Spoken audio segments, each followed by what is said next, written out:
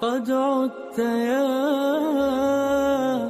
شهر الهدى يا رحمة تسع المدى. Bismillah, que la bénédiction et la paix de Dieu soient sur notre prophète Mohammed sallallahu alayhi wa sallam, ainsi que sa famille et ses compagnons. Bienvenue mes chères sœurs dans le deuxième épisode de notre série. Comment préparer nos enfants à accueillir le mois du Ramadan. Nous devons suivre ensemble quelques démarches à l'approche de ce mois afin que votre enfant l'aime. Comme nous l'avons déjà évoqué auparavant, il est nécessaire d'expliquer à nos enfants son importance. C'est-à-dire que c'est un mois où il faut faire preuve de patience, de clémence, se mettre à la place des pauvres et donner de l'aumône. Mais il faut également que toi, mais aussi le papa, soyez de bons exemples à suivre pour l'enfant. Nous venons d'entrer dans le mois de Sha'ban, donc nous accueillerons le mois béni dans quelques semaines. Il faut dès le début du mois de Ramadan créer une bonne ambiance religieuse dans ton foyer. Tu peux par exemple réunir tes enfants et prendre en compte l'avis de chacun d'entre eux.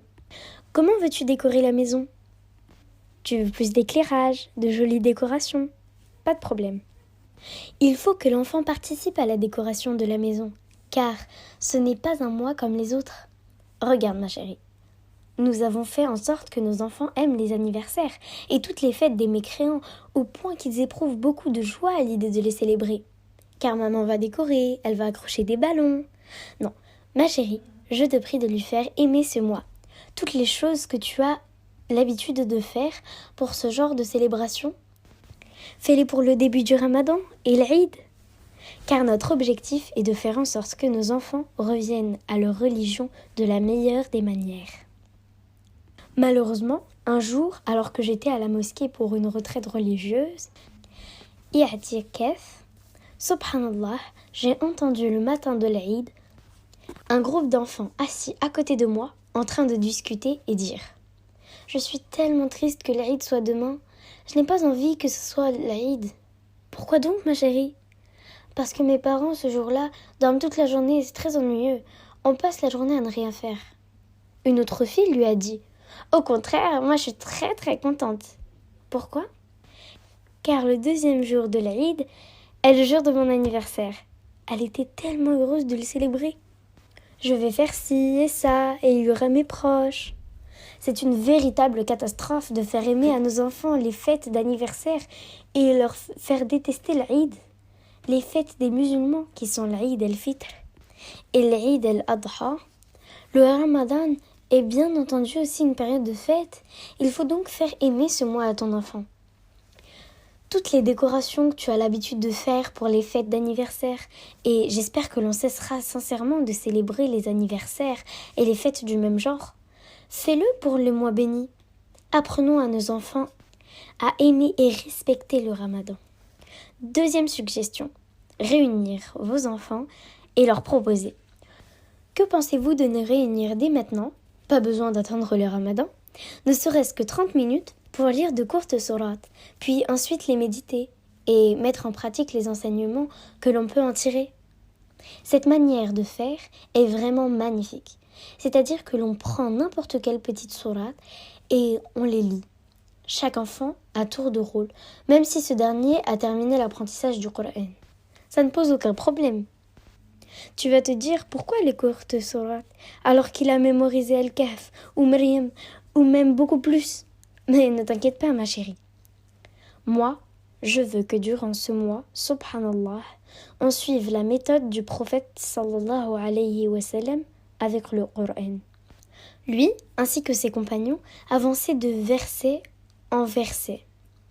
Ils prenaient des versets simples, les méditaient, puis mettaient en pratique les enseignements tirés.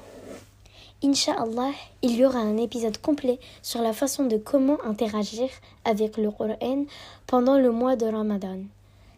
Là, je parle de se réunir avec les enfants, s'entendre avec eux et écrire noir sur blanc que nous allons lire tous les jours une sourate, la méditer et mettre en pratique ces enseignements. Le papa et la maman se doivent de montrer l'exemple en appliquant les enseignements. Par exemple, Si une sourate parle de donner l'aumône, on la donne. Si une sourate parle de l'honnêteté, on fait preuve d'honnêteté.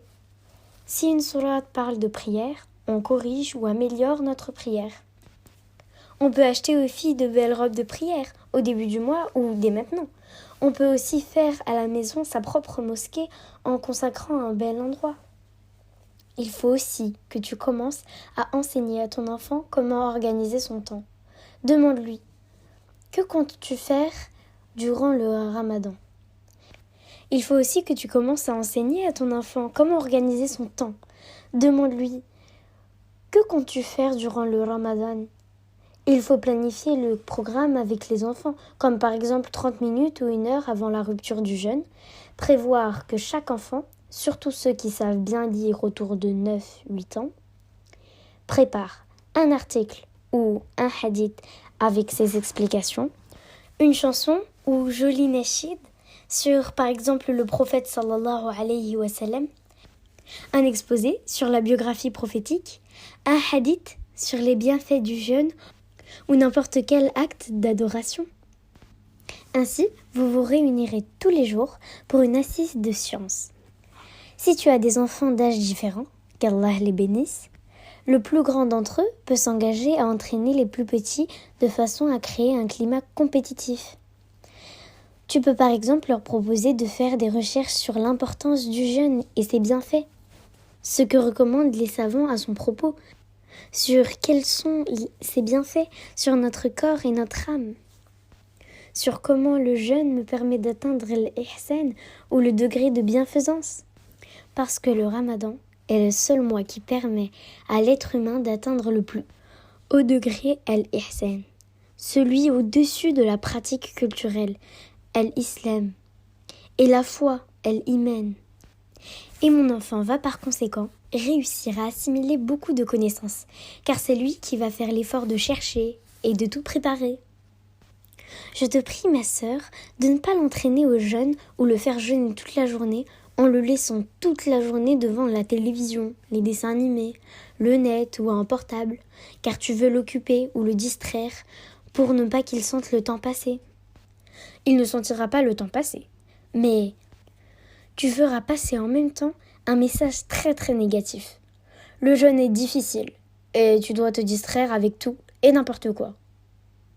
Si l'enfant est très jeune, n'est pas encore en âge de savoir lire et écrire et que tu veux l'entraîner à jeûner 3 ou 4 heures par exemple, il n'y a pas de mal à l'occuper en jouant avec lui ou en faisant des activités. Par contre, s'il est plus grand, 8 ou 9 ans par exemple, il est capable de faire de magnifiques activités ou créations sur les thèmes du Ramadan. Il peut faire un magnifique tableau représentant la mosquée, les tarawih, la prière collective. Ce sont des choses que les enfants aiment faire. Un autre point très important est de se mettre d'accord avec nos enfants pour respecter ce mois béni en demandant leur avis.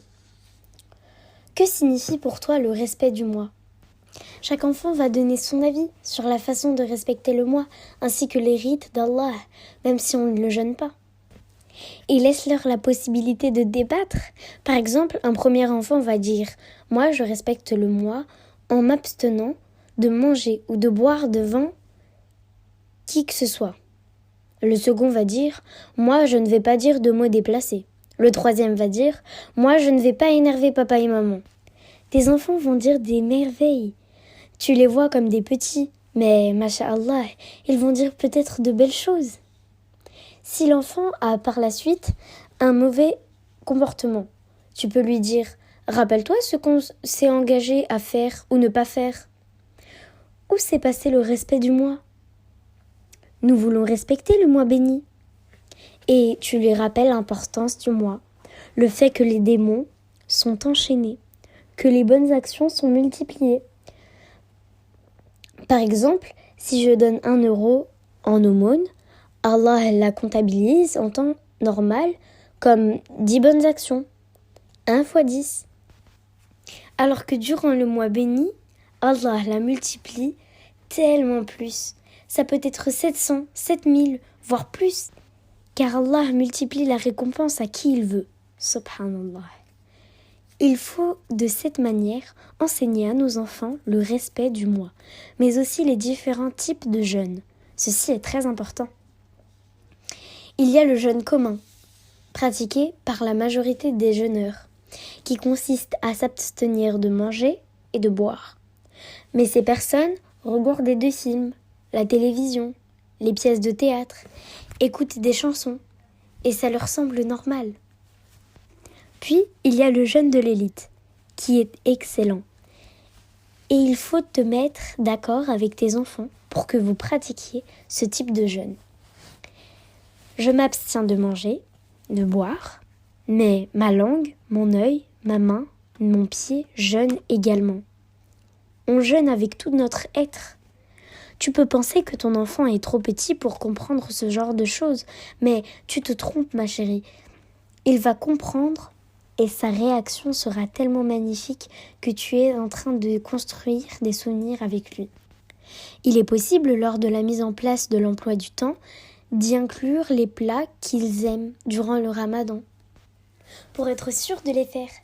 Chaque enfant a ses préférences. Il est donc important de se mettre d'accord dès le mois de Sha'ban pour pouvoir organiser notre temps et créer ensemble une organisation pour les repas.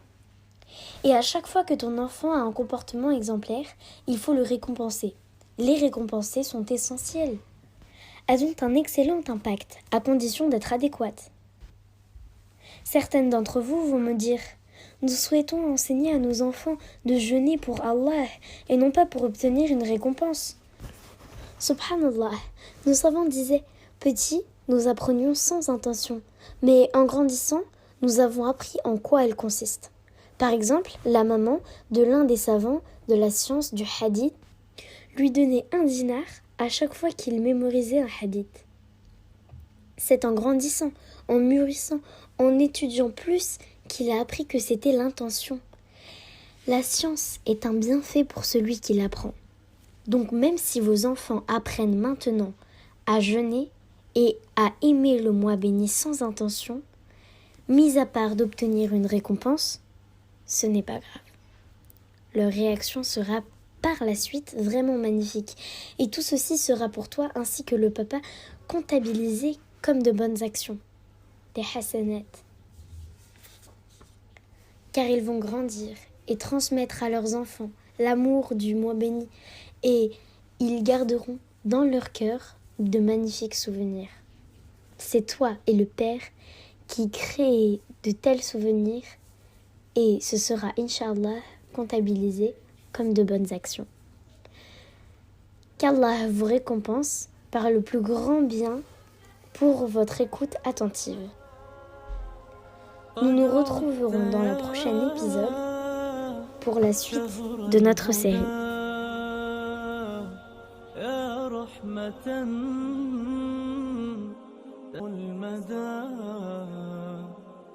يا طهر قطرات الندى يا كل معنى للجمال قد عدت يا شهر الهدى يا رحمة